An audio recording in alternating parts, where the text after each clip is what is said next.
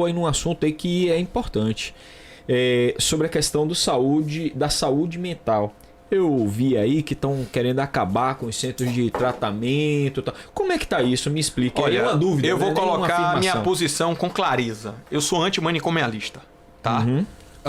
Antimanicomialista. Eu sou antimanicomialista, com clareza, tá? Só que eu acho que o pessoal que é manicomialista traz um defeito do sistema antimanicomialista que eu vivi na pele.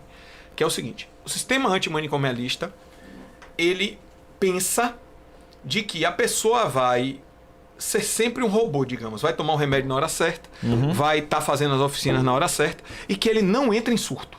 Sim. Certo? Certo. Errado. Ele entra em surto. Ele entra em surto porque todos nós temos a nossa humanidade. Eu não tomo remédio, eu tive um problema em casa, não quero mais saber, como diz no popular, de zorra nenhuma. Eu tenho uma série de dificuldades. O que nós fizemos aqui em Salvador?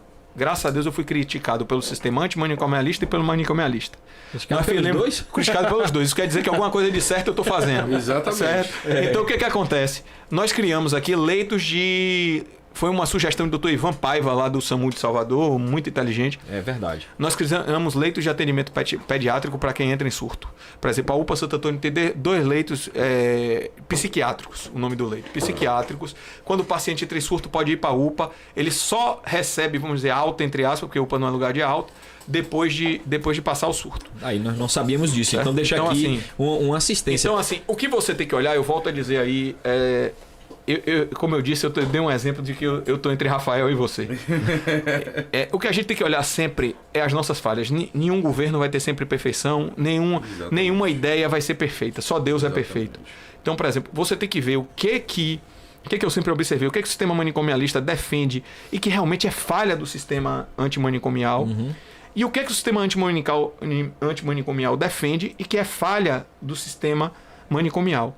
E vai pelo meio do caminho. Hoje, basicamente, o sistema manicomial só tem de defesa, a grosso modo, das categorias os psiquiátricas, que são importantes na nossa sociedade. Hoje tem um papel fundamental na saúde mental, todos nós sofremos com isso. Eu disse aqui que eu tive que tomar um prazolam por 9 meses por causa de ansiedade, quando eu ocupei a Secretaria de Saúde. Teve uma senhora que eu viajando para o avião, só para descontrair também, viajando no avião, é engraçado falar essas histórias, porque como eu passei muito tempo na televisão, as pessoas acham que eu sou da família, né? Aí virou secretário, não me chama nem de deputado, secretário, olhou para mim, você é Léo Prates, né? Eu falei, sou. Ela virou, rapaz, você tá muito mais bonito agora, você tava só a capa do Batman. Aí eu dei uma risada retada, quando você foi daquela secretaria, você virou só a capa do Batman.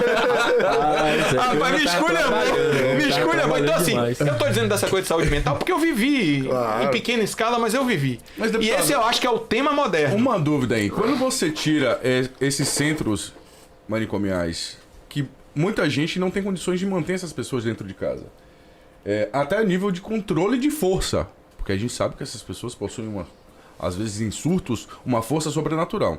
E aí você transfere essas pessoas para suas residências, para suas famílias, isso não pode acabar gerando um outro problema social?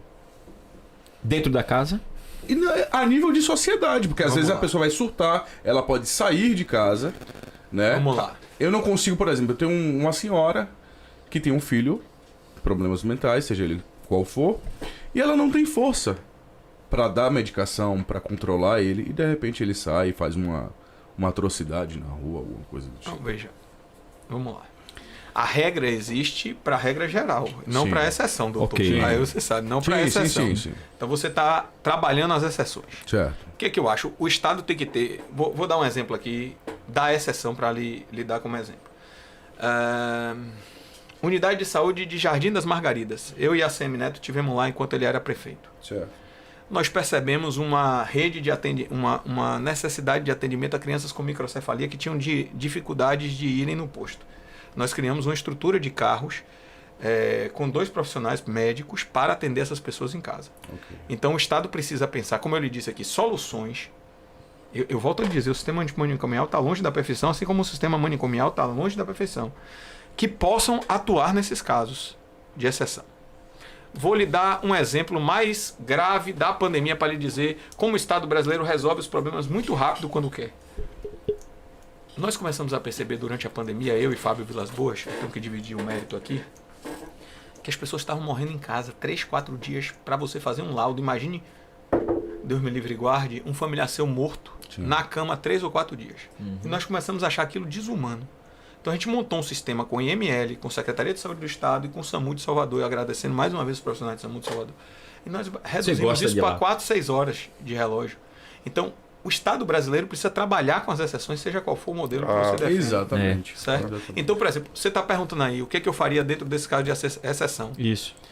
Você pode juntar um grupamento da Guarda Municipal e um grupamento de saúde para pegar esses casos excepcionais. Ok. Tá? Agora, em regra geral, o que nós temos que fazer hoje também? Não adianta, e aí, Aníbal, eu vou concordar com você em parte, voltando ali dizer. Não adianta eu dizer, eu vou acabar os hospitais e cadê a rede de atendimento? Hoje nós não temos uma rede de atendimento suficiente em Salvador. Nós deixamos a política de saúde mental, esperamos aí que a secretária Ana Paula possa ampliar e possa fortalecer a rede de atendimento de saúde mental, inclusive colocando todos os CAPs em CAPs 3, desculpe, que é o CAPs 24 horas, que hoje nós só temos um. A melhor rede de atendimento de saúde mental do Brasil é Aracaju, ali é um modelo, porque você já tem uma rede de CAPs implementada. Eu não acho que é nem como o sistema manicomial diz que os CAPs não funcionam e fazem de forma pejorativa, nem eu acho que é a perfeição que o sistema antimanicomial defende. Eu acho que a gente precisa corrigir eventuais buracos, como que você coloca, e encontrar um modelo aí mais híbrido, mas que não permita, porque realmente essa coisa dos hospitais psiquiátricos é uma coisa que nos preocupa bastante. Ok, excelente, obrigado. Com certeza. Eu vejo que é uma área, uma temática assim, muito sensível. Demais. Porque até a própria sociedade às vezes não gosta de tratar ela. Né? A sociedade às vezes não tem preparo para lidar com essas situações. Né? Mas não é só isso, é assim, que é novo assusta. Só fazendo... pronto. Aí você pegou a palavra. O problema é que essa questão da saúde mental vinha ganhando corpo e foi acelerada, assim como a digitalização da sociedade. Hoje nós estamos aqui num podcast, na pandemia. Muita gente sofreu. Eu estou dando o meu caso. Né?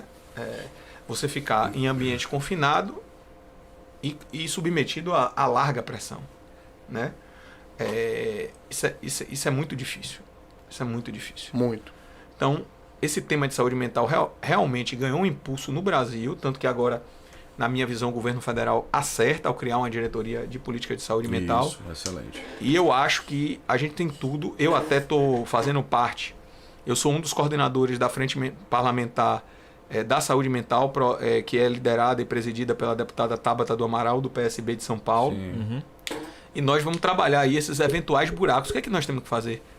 Por que eu sou a favor dos CAPs? Se eu disse que tem buraco em um, buraco outro, por que eu sou a favor dos CAPs? Porque já é uma política implementada há 30 anos. Eu chamo você querer mudar uma política que vinha sendo implementada nos últimos 30 anos e você dá uma rotação de uma hora para outra, dá um cavalo de pau num Titanic, vai afundar, meu irmão. Vai afundar e você vai ficar sem nada. Certo? Então eu acho que nós precisamos ouvir o sistema, os apoiadores do sistema manicomial para ver quais são as falhas do sistema, porque é importante a crítica, como a gente estava conversando. Exatamente. Na democracia, a oposição. Quais são as falhas e corrigir essas eventuais falhas que estão sendo apontadas no sistema antimanicomial. Excelente.